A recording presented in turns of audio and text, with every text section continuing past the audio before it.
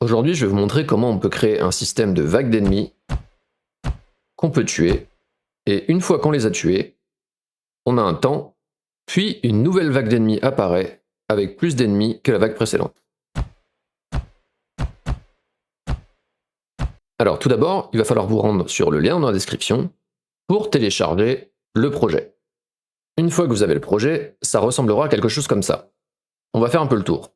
Si je fais play, on a un joueur à la première personne avec un petit réticule au milieu, et quand on appuie sur le bouton de la souris, on a un bruit de tir qui se déclenche. Mais il se passe absolument rien, aucun effet, aucune mort, rien du tout. On a également un BP ennemi, ici, qui, si je l'ouvre, est un acteur de type caractère, donc comme notre personnage qu'on incarne, à savoir il va pouvoir se déplacer. Là j'ai mis des capsules pour que ça soit un petit peu plus simple, mais c'est un caractère avec le caractère movement et toutes les options qui sont possibles avec. Donc vous pouvez mettre votre propre caractère, son animation blueprint, etc. Dans l'event graph, il n'y a absolument rien. On a également un game mode dans lequel on va mettre toute notre logique de vague d'ennemis, notre player controller qui nous permet d'avoir les inputs. On va d'abord s'occuper de créer la logique de tir dans notre BP player. Donc j'ouvre le BP player, je vais créer une fonction que j'appelle shoot end damage, et dans cette fonction, on va créer ce qui s'appelle une line trace. Donc je fais line trace by channel, et line trace, c'est un laser virtuel qui va nous permettre d'obtenir des infos quand ce laser touche quelque chose. Pour visualiser, on a besoin d'un point de départ et d'un point d'arrivée. Point de départ, ça va être nous, donc on va prendre la caméra, donc on va prendre la caméra qui est ici, first person camera, et on va faire get world location. Je remplis, et ici on va faire à nouveau la first person camera, et cette fois on veut son vecteur avant. Donc vraiment, on a la position de la caméra et on veut que notre line trace aille vers l'avant. Donc en fait on veut savoir le sens dans lequel elle est. L'avant donc c'est par là. Je vais vous imager avec une flèche. Si je mets une flèche, vous n'avez pas besoin de faire ça, mais si je mets une flèche au niveau de la caméra, donc on va dire notre vecteur, il est dans le bon sens, mais c'est comme si actuellement il était écrasé. Donc notre line trace, on ne le verra pas. Nous, ce qu'on a besoin de faire, c'est allonger ce vecteur. Donc le multiplier par une valeur. Plus la valeur est grande, plus on l'allonge. Et concrètement, si on fait une valeur relativement courte, on pourra avoir une line trace qui s'arrête à partir d'un moment. Ou alors on peut la faire continuer plus long. Je supprime ça, on retourne ici, et on va donc multiplier notre vecteur avant par, ici je fais clic droit, un float, et on va mettre par exemple une valeur de 10 000. Donc là, on a une ligne qui est tracée sur le vecteur avant. On n'a plus qu'à ajouter à nouveau la position de notre caméra de base, et on branche ça dans End. On va visualiser avec le drawDebug type ici, qu'on va mettre sur Duration, et on va laisser à 5 secondes par exemple.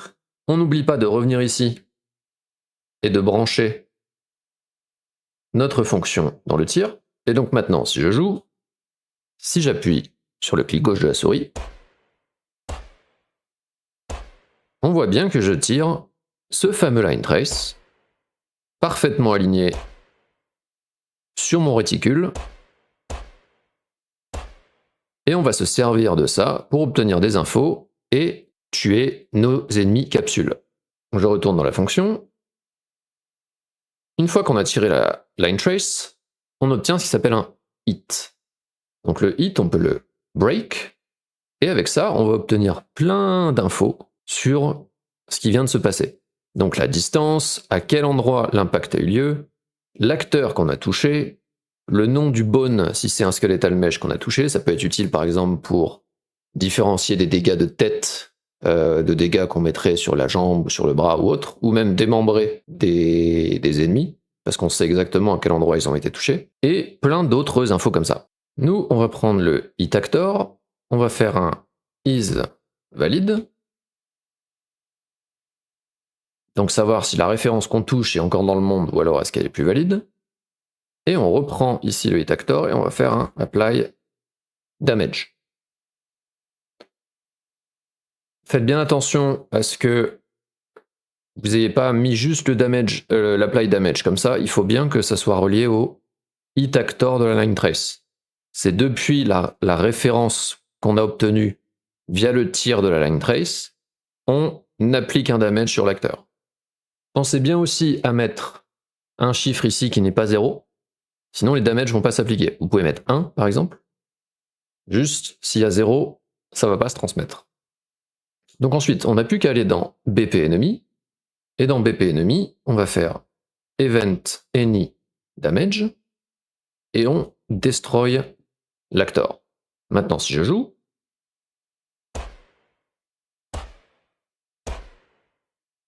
on voit bien que ça tue nos ennemis. Parfait. Je vais retourner ici dans la line trace et je vais enlever le debug, parce qu'on n'a plus besoin, on sait que ça marche. Maintenant, ce qu'on va faire, on va s'attaquer à notre spawner. Donc, comment on va faire spawner à différents endroits nos capsules plutôt que de les avoir là dans le monde. Pour ça, on va créer un BP Enemy Spawner. Donc, on va faire un blueprint actor qu'on va appeler BP Enemy Spawner. Je l'ouvre. Ici, on va simplement mettre un billboard pour le repérer et une flèche. Et ensuite, on va créer une fonction qui va nous permettre de spawner les ennemis. Donc là, on va faire une fonction spawn enemy, et dans cette fonction, on va simplement spawn actor from class. On va prendre notre BP enemy, et les transform, on va prendre notre flèche, et on va mettre get transform, get world transform, et on met ça là. On va ajouter un return node, et on va mettre ici, faire glisser le résultat, donc la référence de l'acteur, dans le return node. Ça nous fait ici un petit output de type BP enemy, et on va appeler ça spawned enemy. Ensuite, on va prendre ici notre BP spawner, notre BP enemy spawner, et on va en mettre, là je le tourne pour que ça soit spawné dans le bon sens, et je vais en mettre plusieurs. Ici je le mets, pensez à le mettre un petit peu en l'air pour éviter les soucis de collision avec le sol, donc là je le monte un petit peu, et je vais mettre plusieurs spawners un peu partout. Voilà. Donc là j'ai 6 spawners, et on va faire apparaître les personnages depuis ces points. Donc comment on fait ça? En fait, ça va se passer dans notre game mode. Le game mode, c'est le blueprint qu'on utilise pour gérer un peu les règles du jeu et tout un tas de choses qu'on n'a pas envie de mettre dans le blueprint du caractère parce que ça serait pas très propre. Donc on ouvre le BP game mode, là je fais open full blueprint et on va créer le begin play. Donc le begin play, on va faire un get all actor of class. Pensez bien à prendre le get all actor of class et pas le get actor of class. Nous, on a besoin d'un array. Si vous faites ça, on n'aura qu'une seule référence. Nous, on a plusieurs spawners. Donc, on a besoin de la liste, donc un array, de tous les BP spawners qui sont présents. Donc là, je fais BP enemy spawner. Je fais promote to variable et on va appeler ça enemy spawn points. Donc, avec ça, au démarrage, on va avoir la liste de tous les points de spawn qu'on a placé.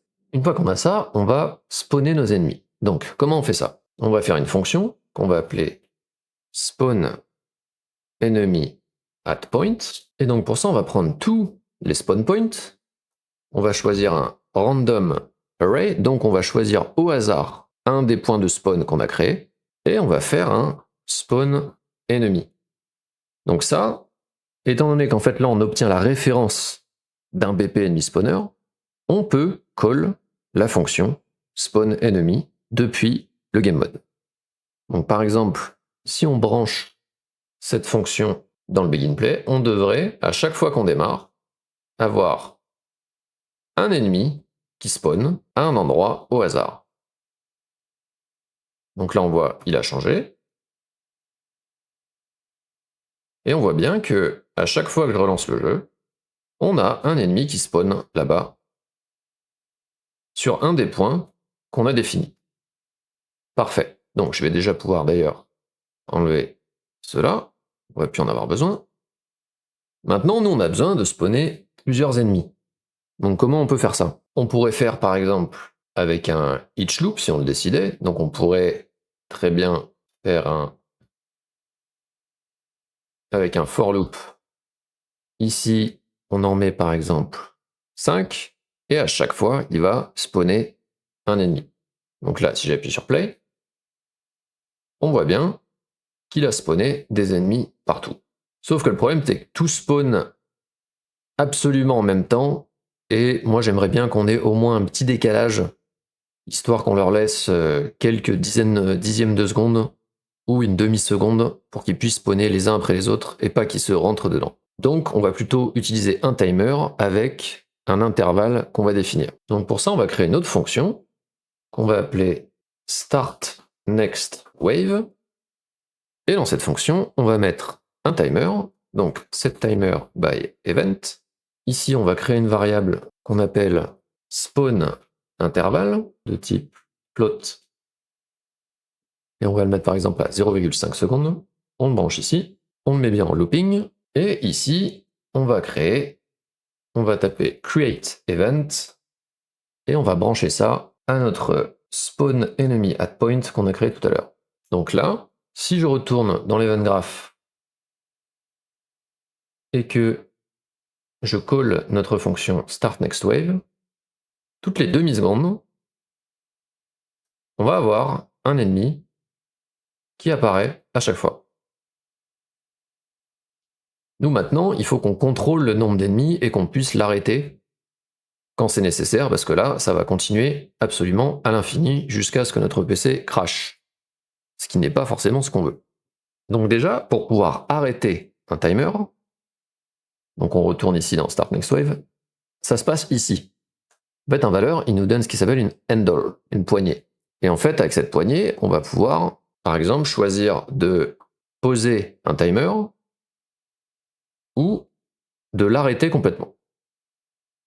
Donc on va promote to variable ça, qu'on va appeler spawner timer handle, et donc au moins, avec ça, on aura la possibilité plus tard de l'arrêter. Pour avoir un peu plus de contrôle sur nos waves, il va falloir qu'on crée quelques variables. On va créer ici la current wave, donc de type integer, donc la vague actuelle, vague 1, 2, 3, etc., etc. On va créer variable enemies to spawn, donc le nombre d'ennemis à spawner, de type integer. On va créer également enemies per wave, donc le nombre d'ennemis par vague, et ensuite le additional enemies per wave, donc combien d'ennemis on ajoute à chaque fois qu'on monte d'une vague. Donc on va retourner dans la fonction spawn enemy at point, et ici, et on va ajouter, j'ai oublié, pardon, une dernière variable qui va être enemies alive, donc le nombre d'ennemis qu'on a en vie. Cette fonction, la spawn enemy at point, on n'oublie pas qu'elle est call par cet event, donc start next wave. Toutes les 0,5 secondes, ça trigger l'event qui est cette fonction. À chaque fois que la fonction est appelée, on va prendre notre enemies alive et on va faire un increment. Ça veut dire qu'on ajoute 1. On pourrait faire plus 1, ce serait la même chose. Et ensuite, on va faire ici un set, donc j'appuie sur Alt, et on va faire un set enemies alive. Donc ça veut dire qu'à chaque fois que la fonction est appelée, on ajoute un ennemi vivant. Donc on se dit, ok, il y a un ennemi qui est vivant. Et à côté de ça, on va retirer, donc on va faire enemies to spawn, decrement, et on fait un set enemies to spawn. Donc en gros, l'idée, c'est qu'on va définir un nombre d'ennemis à spawner, et concrètement, chaque fois qu'on en a spawné un, il est en vie, et du coup, ça fait un de moins à spawner dans le timer, puisqu'on l'a mis sur la carte, il est actif, donc on le retire sur le nombre qu'on avait prévu de spawner. On va reprendre enemies to spawn, et concrètement, quand le nombre d'ennemis à spawn est inférieur ou égal à 0, alors, branch, on prend le timer qu'on avait et qui est ici, et on fait clear and validate. Donc ça veut dire, quand il n'y a plus d'ennemis à spawn, eh bien tu arrêtes le timer et donc tu arrêtes de trigger cet event tout le temps. Et donc là, tout ce qu'on a à faire, nous, c'est déterminer ce nombre d'ennemis à spawn. Parce que là, il est à 0. Donc pour ça, on va aller dans Start Next Wave, et avant notre timer, hop, je fais de la place vers la gauche, avant notre timer, on va calculer tout ça. Donc on va juste prendre notre current wave, qui actuellement est à 0, on lui fait un increment, donc quand cet event va être call, elle va passer de 0 à 1, puis de 1 à 2, puis de 2 à 3, 4, 5, 6, etc., etc. Donc on a un chiffre déjà qui évolue là, le current wave. Ensuite, on va prendre notre valeur enemies per wave. Là, il va falloir qu'on la modifie manuellement. Par exemple, on va mettre 2. On la glisse ici. On fait un plus. On va prendre notre current wave de nouveau.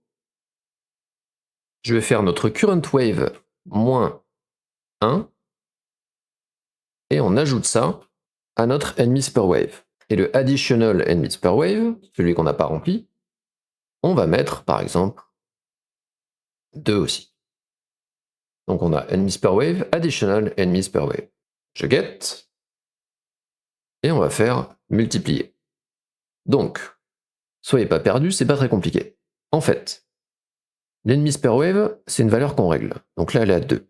On l'ajoute au nombre à notre current wave moins 1. Donc là, par exemple, ça va donner 0. Donc en fait, à chaque fois que la wave va augmenter, ça ajoutera un ennemi en plus, et on multiplie ça par le nombre d'ennemis par wave.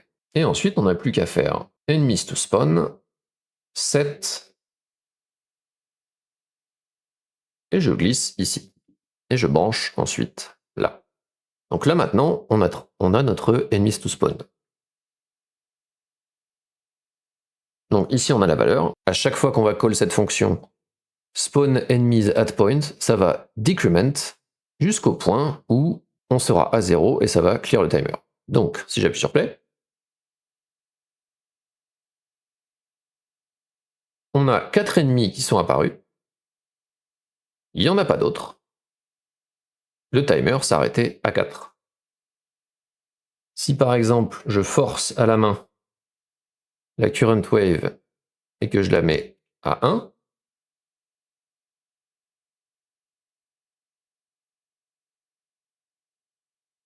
cette fois, on a 6 ennemis. Et ça va augmenter, ainsi de suite.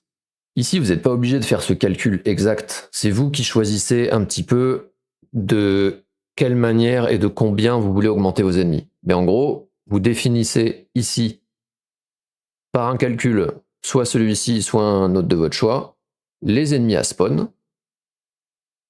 Et ensuite, dans la fonction qui est trigger à chaque fois par le timer, comme on retire un ennemi à spawn à chaque appel, au bout d'un moment, il va détecter qu'il n'y en a plus, et quand il n'y en a plus, on arrête le timer.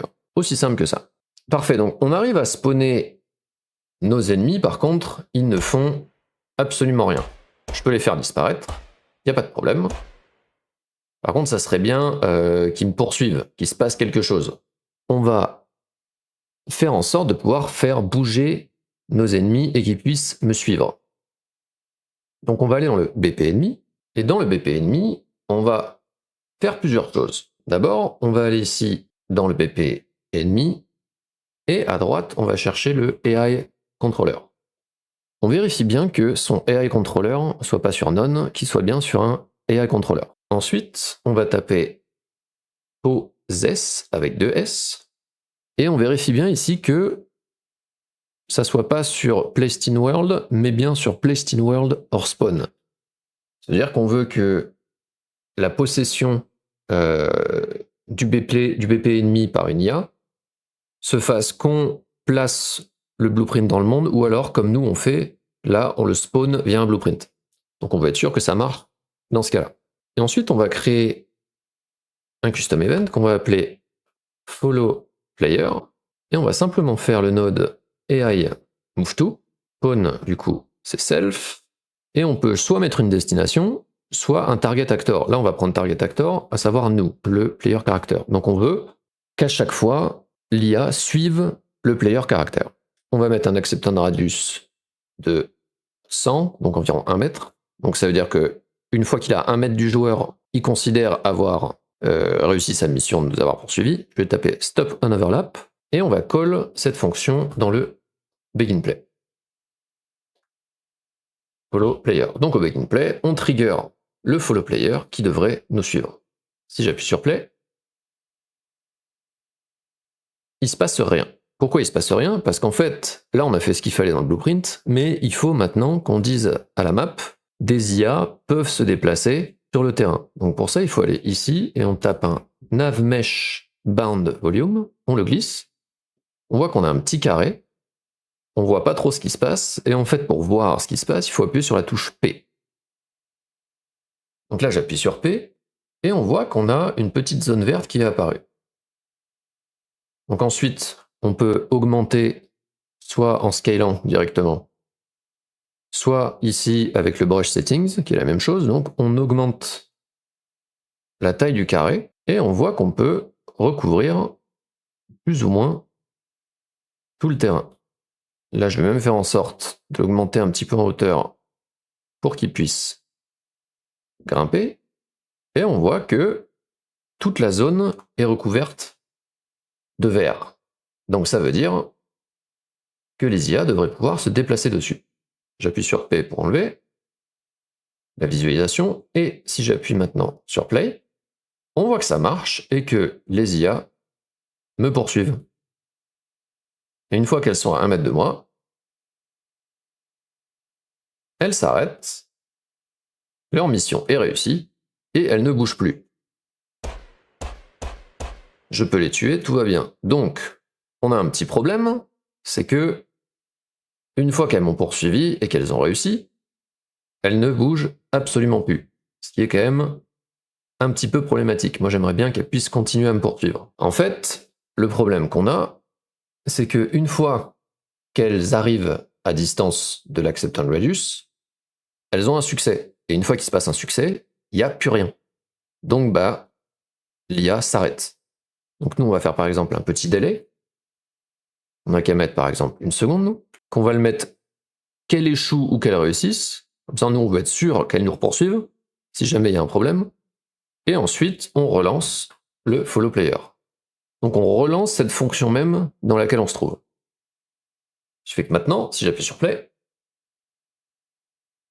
ils s'arrêtent, et au bout d'1 seconde, ils repartent tous, forcément, et ils vont me poursuivre à l'infini, sans jamais s'arrêter, et c'est à moi de les détruire. Parfait, donc ça marche. On a bien notre IA qui nous poursuit. Maintenant, on va juste mettre en place le système de wave qui augmente. Donc on spawn les ennemis, on start la next wave une fois, mais en fait on n'a pas moyen ensuite de démarrer la nouvelle wave. Nous, on veut que on tue tous les ennemis d'une vague, puis ensuite on puisse tuer, puis ensuite ça déclenche une nouvelle vague avec plus d'ennemis, et ensuite on les tue, etc., etc. Donc comment on va faire ça? En fait, moi j'aimerais, c'est que quand on n'a plus d'ennemis en vie, donc une fois qu'il n'y a plus d'ennemis qui sont vivants, on se dit ok, tous les ennemis sont éliminés, donc on va lancer une nouvelle wave. Sauf qu'actuellement ce chiffre, enemies alive, en fait on le descend pas. Si je vais ici, vous n'avez pas besoin de faire comme moi, mais si je vais dans l'eventic, que je fais un print string, et que je check le nombre d'enemies alive qu'on a, donc là on voit bien, il est monté à 4. Donc c'est bien les 4 qu'on avait spawnés, par contre quand je les détruis, il descend pas. Donc en fait il faut obtenir l'info déjà qu'à chaque fois que je tire sur un ennemi et que je le tue, on retire un ennemi alive. Donc pour ça on va créer une fonction qu'on va appeler enemy defeated. Et à chaque fois que cette fonction est appelée, on va faire un decrement de notre ennemi alive. Donc à chaque fois qu'elle est appelée, on retire un ennemi en vie. Donc on a tué quelqu'un. Sauf que comment on fait pour l'appeler ici. On est dans le game mode, notre ennemi il est ici, on n'a pas vraiment moyen de faire communiquer les deux blueprints ensemble. On pourrait faire un cast, mais c'est pas nécessaire de lier les deux blueprints ensemble de cette façon. En fait, on va créer ce qui s'appelle un event dispatcher. Donc dans notre BP ennemi, on va créer ici un on enemy died. Et on va le mettre ici. Quand notre ennemi prend des damages, donc sachant que nous ici ça le tue en un coup, il meurt au premier damage, mais en fait vous pourriez très bien faire avec un branch, est-ce que il lui reste encore de la vie, etc., etc. Et si oui, alors il est mort. Donc ici on va le glisser ici, on fait call, et donc ça veut dire que quand il prend un damage et que donc il est tué, il émet un message. Concrètement, il émet un message pour dire bonjour, je suis mort. Ensuite, on va pouvoir retourner dans notre game mode. Et ensuite, nous, il faut simplement ici aller dans notre spawn at me at point. Et en fait, sachant qu'ici, on a la référence au BP ennemi, donc vraiment, ce petit node ici, c'est un BP ennemi, donc il y a moyen d'appeler ici le call on enemy died. Donc ça veut dire à chaque fois que le event any damage va être trigger, ça va appeler le call on enemy died, et ici, nous, on n'a plus qu'à faire, depuis ici, bind event on enemy died, et donc, on va avoir l'info que l'ennemi est mort. Donc on n'a plus qu'à faire ici create event, et de matcher notre fonction enemy defeated. Donc c'est super simple, et ça permet de transmettre l'info. Et maintenant, si j'appuie sur play, on a bien les 4 ennemis en vie. Par contre, là, si je tire dessus, il n'y en a plus aucun. Les ennemis sont bien morts, et le nombre d'ennemis alive s'actualise correctement. Maintenant qu'on a ça, on retourne dans enemy defeated, et on va simplement faire une petite fonction à la suite de ça, qui est donc si enemies alive est inférieur ou égal à 0, et si le nombre d'ennemis à spawn est inférieur ou égal à 0, parce que ça pourrait être, on pourrait avoir des soucis par exemple si on tue tous les ennemis avant qu'ils aient fini de spawner. Donc là on veut être sûr qu'il n'y ait plus d'ennemis qui doivent spawn et il n'y ait plus d'ennemis en vie. Donc on fait un end boolean que je relie à un branch, et on va simplement faire un set timer by event avec notre spawn intervalle. Non, pas notre spawn intervalle, pardon. Il va falloir qu'on crée une nouvelle variable, je vous dis des bêtises, qu'on va appeler time between waves float, et on va mettre par exemple 5 secondes. Donc ça veut dire que s'il n'y a plus d'ennemis en vie et plus d'ennemis à spawn, alors, au bout de 5 secondes, tu exécutes un event. On fait create event, et on va mettre simplement notre start next wave. Donc là, si j'appuie sur play, mes ennemis apparaissent, donc on en a 4. Je les tue. On attend 5 secondes, et on a 6 ennemis qui arrivent. Je les tue. On attend de nouveau 5 secondes. Et là, on a 8 ennemis qui sont arrivés.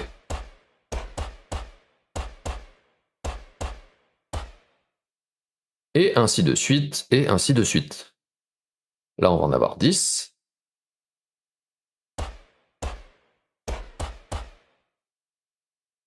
Et ainsi, vous pouvez mettre en place un système de wave. Donc, on revient rapidement sur ce qu'on a fait, parce que ça peut paraître un peu complexe comme ça. Dans le begin play, on récupère tous les acteurs spawn points qu'on a mis sur la map. On les met dans un array, donc une liste de spawn points, et on va dans Start Next Wave. Dans Start Next Wave, ici, on fait un increment current wave, donc en gros, on augmente au fur et à mesure le chiffre de notre vague. Toute cette partie, c'est simplement le calcul set number of enemies to spawn, donc le nombre d'ennemis qu'on va spawner selon la wave à laquelle on se trouve, le nombre d'ennemis par wave et le nombre d'ennemis additionnels par wave. Et ensuite on call. Du coup, ici donc on spawn enemies from timer. Donc ici, à partir de cette fonction, on va trigger l'event qui s'appelle spawn enemy at point toutes les 0,5 secondes. Donc je vais dans spawn enemies at point, et donc cet event, lui, ce qu'il fait, donc c'est celui qui est appelé toutes les 0,5 secondes, il choisit un spawn point au hasard, il est lié ici, on l'a lié à on enemy died, donc ça c'est simplement pour avoir une référence, c'est genre ok, je réponds à ton coup de téléphone et si jamais l'ennemi meurt, je ferai quelque chose, avec le enemy defeated. On met le nombre d'ennemis en vie, on decrement le nombre d'ennemis to spawn, donc à chaque fois on ajoute un ennemi en vie, on retire un ennemi à spawner. Et quand le nombre d'ennemis à spawn est inférieur ou égal à 0, on arrête ce timer de 0,5 secondes, enfin qui s'active toutes les 0,5 secondes. Et ensuite, donc quand nous, de notre côté, on tue les ennemis, alors on retire un ennemi en vie, et quand il n'y a plus d'ennemis en vie, alors on relance Next Wave, donc qui est celui-ci, et la boucle repart comme ça, sauf que cette fois, le current wave, il sera plus à 0, mais il sera à 1, et on augmente ainsi de suite le nombre d'ennemis. C'est aussi simple que ça. Alors j'espère que vous avez réussi à tout suivre, parce que c'est un sujet qui est un poil complexe, on est obligé de manipuler pas mal de variables, etc. etc. Mais au final, c'est une manière assez simple de faire un système de vagues, sachant qu'ensuite vous avez toutes les infos, donc vous aurez votre current wave, vous aurez le nombre d'ennemis en vie, vous pouvez très bien déduire vous le nombre d'ennemis que vous avez tués au total, et vous pouvez transmettre tout ça dans un widget pour afficher proprement la vague actuelle sur laquelle on se trouve, la vague suivante, le nombre d'ennemis qui apparaissent, etc. Là vous avez toutes les infos qui sont en variable, il suffira ensuite de les obtenir et de les transmettre sur un HUD. Voilà, si vous avez des questions, n'hésitez pas à les poser en commentaire, n'hésitez pas aussi à rejoindre le Discord où on est maintenant plus de 800, et j'organise souvent des game jams et des petits événements sympas, donc n'hésitez pas à rejoindre la communauté, et sur ce, je vous dis à plus tard. Ciao.